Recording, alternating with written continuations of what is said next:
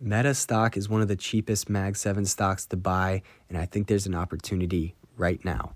It's currently trading at a 29 PE and a 28 forward PE, which, as you can see from this chart, is far below the next cheapest, which is Google. Meta is trading at a discount, down 15% from its all-time highs. See, when you think of Meta, you associate it with its social media platforms like Instagram or Facebook. Meta has half the world logging on to one of their platforms at least once a day, and this number somehow continues to grow. When a stock sells off on news, but the actual financials and fundamentals of a company continue to improve, this creates an opportunity for some excellent returns. And that's exactly what we have with Meta. Revenues continue to climb at a fast pace as Meta finds more and more ways to extract money from its users and target them with tailored advertisements. And margins continue to tick up across the board. So today we are going to dive into Meta and look at all the news surrounding it, and I'll tell you why I'm not too concerned. I'm Jack, and let's get right into today's video. So to start off this video, I think it's appropriate for us to define who Meta is. A lot of us think Meta is this social media platform, but that's completely off. Meta at its core is an advertiser. 98% of its revenue comes from advertising. It sprinkles in and displays to us thousands of advertisements every year in between our friends' posts and as we're swiping through stories and scrolling through reels. Meta has become an advertisement giant, and it's achieved this by offering advertisers something that almost no other company in the world can offer. With all the data Meta collects, it can tell what you like, what makes you angry, and what you need more of. All that data is in their hands, and they can create an algorithm that addicts users. The algorithm is meant to keep you hooked. We all know this is the name of the game. With this data, Meta can not only keep you on their platform for longer and display more ads, but tailor specific advertisements to what you like, which in turn increases the chances of you buying something. This is valuable to advertisers, and this is why we see Meta, more specifically Instagram, being 37% of advertisers' first choice when choosing a platform to display their ads. This is greater than YouTube Shorts at 35% and even TikTok at 29%.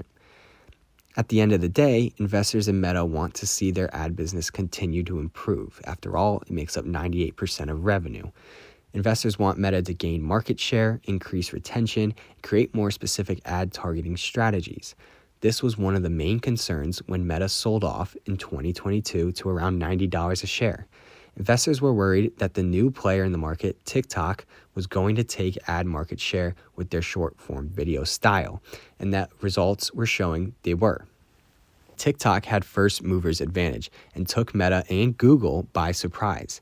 Meta ended up having declining revenue in 2022 for the first time in company history, and the emergence of TikTok taking market share was certainly one of the causes for that.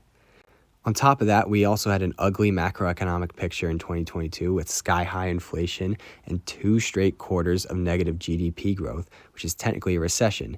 And in recessions, advertising spending naturally contracts, which hurts Meta. Since then, Meta has worked to improve Reels to compete in the new short-form video space and has seen success. Reels accounts for 46% of the time spent on Instagram in 2025 versus 37% in 2024, so some decent growth there.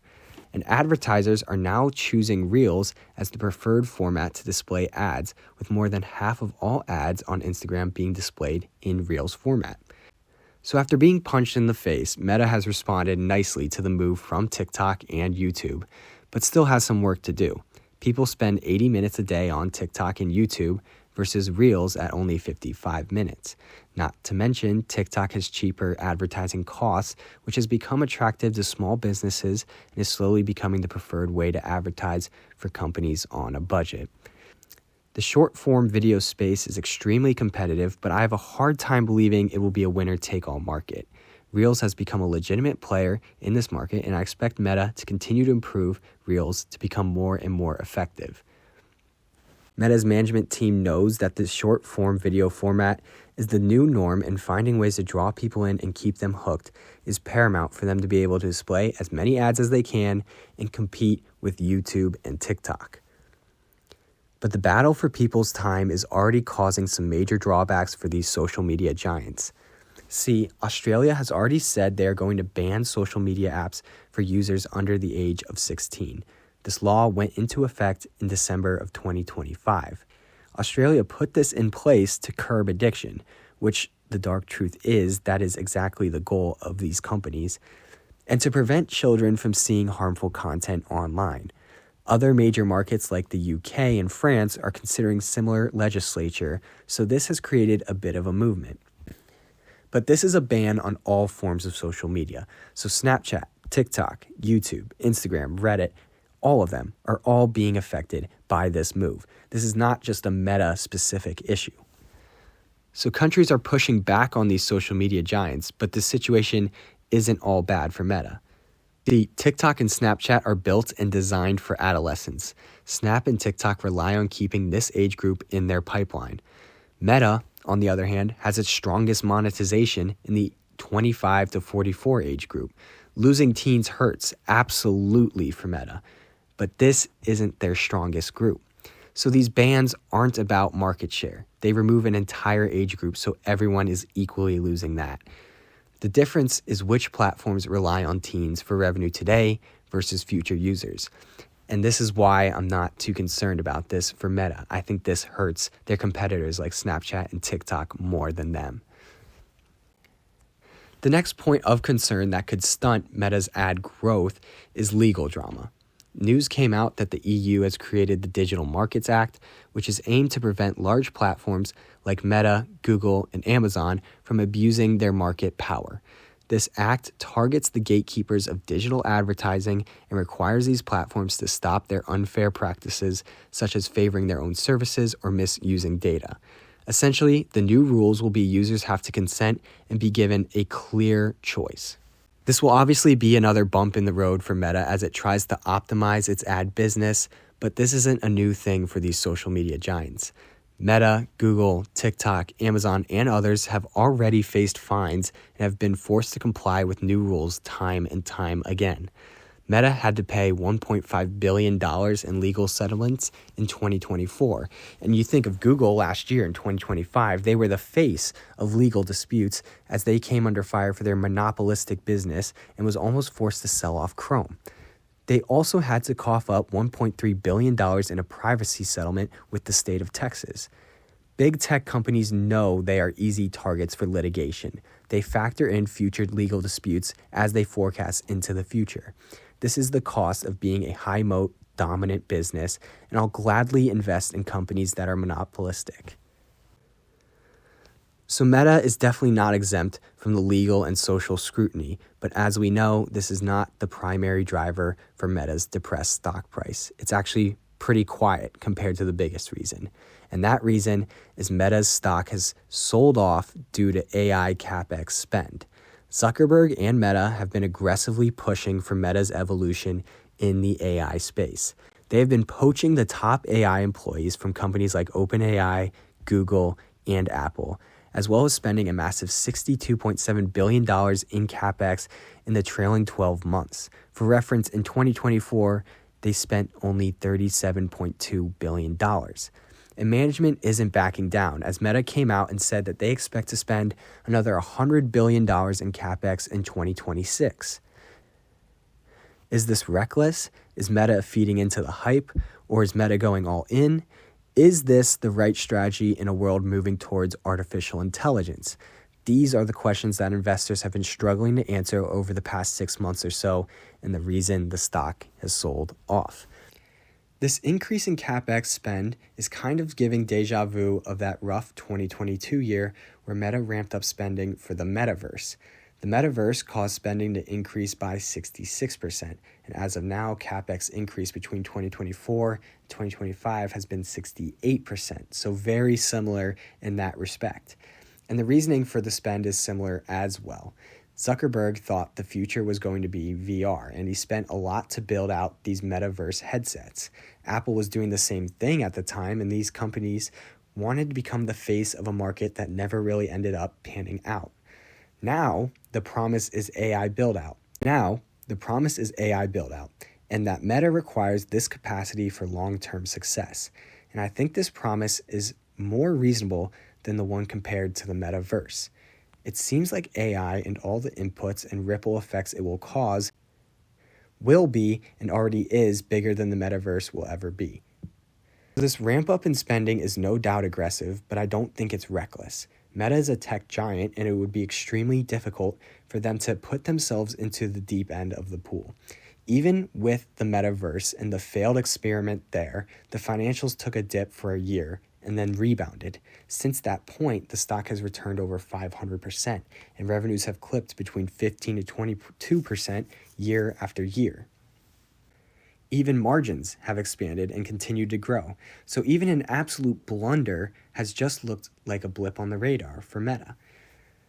When I evaluate the current spending for the AI build-out, I see the worst case scenario being Meta has now optimized their AI features and can really hone in on improving their ad targeting. This is already Meta's prime source of revenue, and now they will be able to really enhance how effective they are. Obviously, the best case scenario is that they obviously hit with their AI initiatives like the Meta glasses or AI assistants and become the AI first company that Mark Zuckerberg envisions. And Meta has already taken the necessary steps to reach this goal with their partnerships with energy companies like Oklo and TerraPower and Vistra. Meta is trying to alleviate one of the biggest constraints in the AI race, which is energy. By securing these deals with major energy providers, Meta has locked in their pricing and capacity for the future. Meta's strategic partnerships don't stop there as we look at Meta's next hardware venture, which are the Meta glasses. Deals with brands like Ray-Ban and Oakley have allowed the Meta glasses to look more sleek and modern. At the end of the day, could this be another fail like the metaverse? Of course it could be. But is it likely? I don't think so. So with that, let's look at the financials of Meta and really dive into whether they can afford this increase in spend, or if they are in over their heads and this drawdown is warranted. Will Meta be able to survive if this AI spend doesn't work out?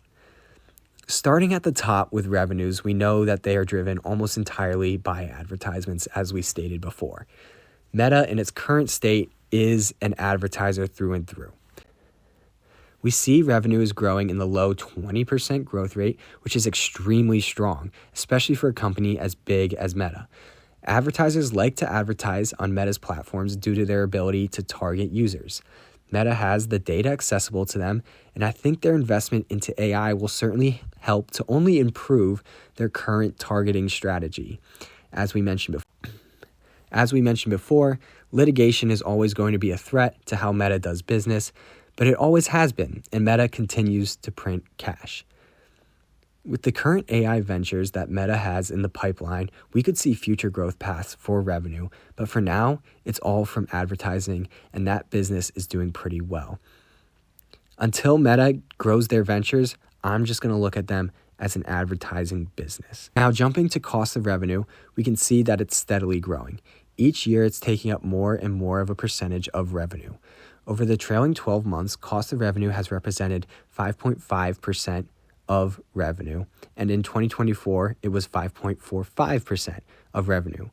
In 2023, cost of revenue was 5.18% of revenue. So as you can see, as the years go on, there's certainly an upward trend, and cost of revenue is going up.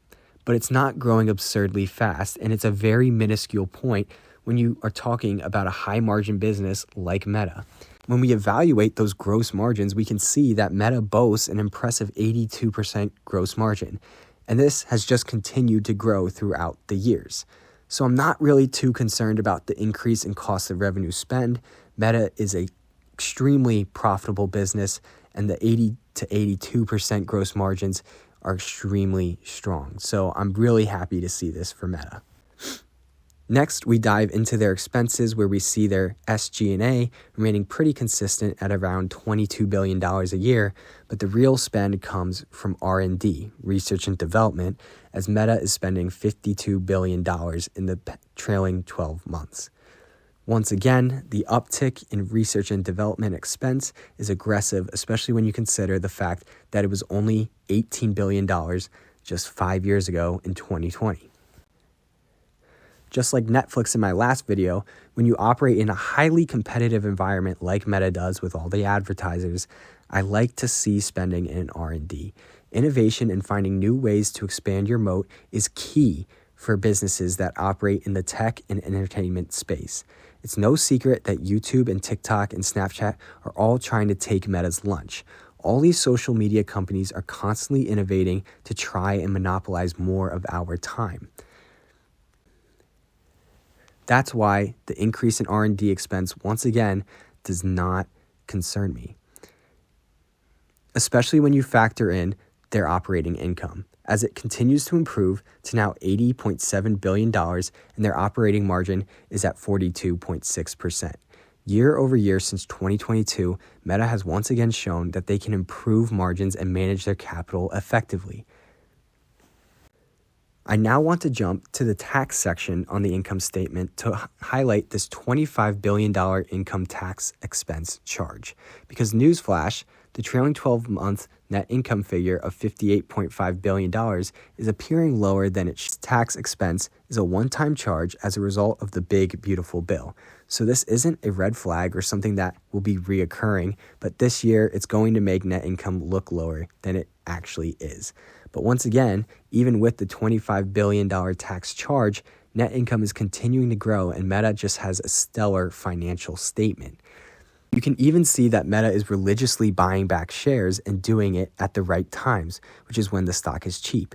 In 2022, Meta bought back over 5% of their shares outstanding, and in the trailing 12 months, they have bought back another 1.4%.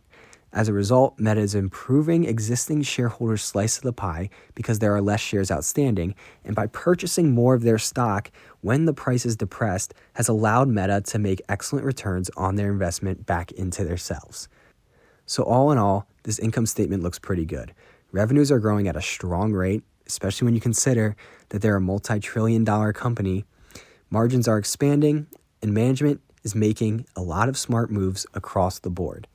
Next, let's dive into the cash flow statement. And as you may notice, free cash flow in 2024 was at $54 billion. In the trailing 12 months, we have seen free cash flow fall 14% to $44.8 billion. And obviously, what sticks out like a sore thumb is that CapEx spend. $62 billion is a significant chunk of cash going towards AI and is one of the primary reasons free cash flow is down. Investors are struggling with this in particular. Free cash flow is the lifeblood of a business. It's one of the main measures of success and profitability, and seeing free cash flow decline is not exactly what investors want to see. This is the primary blemish for Meta at the moment, and the question that will need to be answered is whether this AI spend will get a proper return on investment.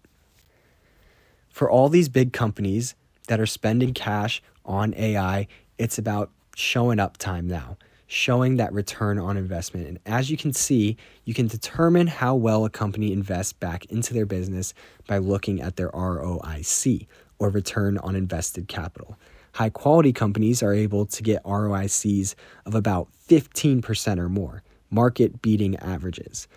And when we look at Meta, we can see that year over year, they post ROICs well above that 15% benchmark, with their lowest being in 2022 at 26%, most likely due to the metaverse failure. Most years, they are posting ROICs in the 40% range. And while we know the metaverse didn't pan out, Meta overall has a strong track record of producing high returns on the investments that they make. Last year, Meta posted a 43% ROIC. Competitors like Google posted a 41%, Microsoft had a 32%, and Apple was the outlier with a 92%. An ROIC of 40+% doesn't just happen by luck. I believe Meta's management knows exactly how to invest their money, and once again, the worst case scenario from this AI spend is that Meta is only able to improve their ad business. So to conclude this video, I can't help but to look at the strides Meta has made. Revenue growth in the 20% range with margins expanding is exactly what you want to see, especially when Meta is aggressively spending to try to grow their business.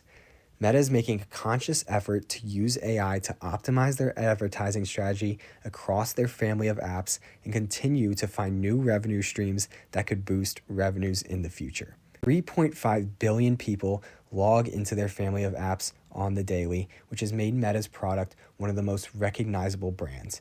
And while the concerns on spending and negative free cash flow growth are valid, I think they are a short-term hit for a long-term solution. The risk-reward proposition for this project is attractive in my view, and I think the market has oversold Meta a bit. That is why I believe Meta is a buy today at these valuations. The $600 to $650 range offers a great place to establish a position, and I'm heavily considering investing into this company. As a shareholder of Google, I know how great of a competitor Meta is, and I know that Meta still fits the bill as a high-quality big tech company. Every so often, you get a Mag 7 stock that will go on sale unjustifiably, and I think Meta is receiving that treatment now. This stock has only moved 5% over the past year, while almost every single metric across the board keeps improving by double digits. There's a clear deviation between the price and fundamentals, and this is where great investments are made. So as a result, I'm heavily considering buying Meta, especially at these prices in the low 600s. I think it makes for a good risk-reward proposition. As always, if you enjoyed this video, please like and subscribe, and let me know your views in the comments below. What did I miss? What should I talk about more? That's what I want to hear. So thank you guys for listening to today's video, and I hope you have a great day.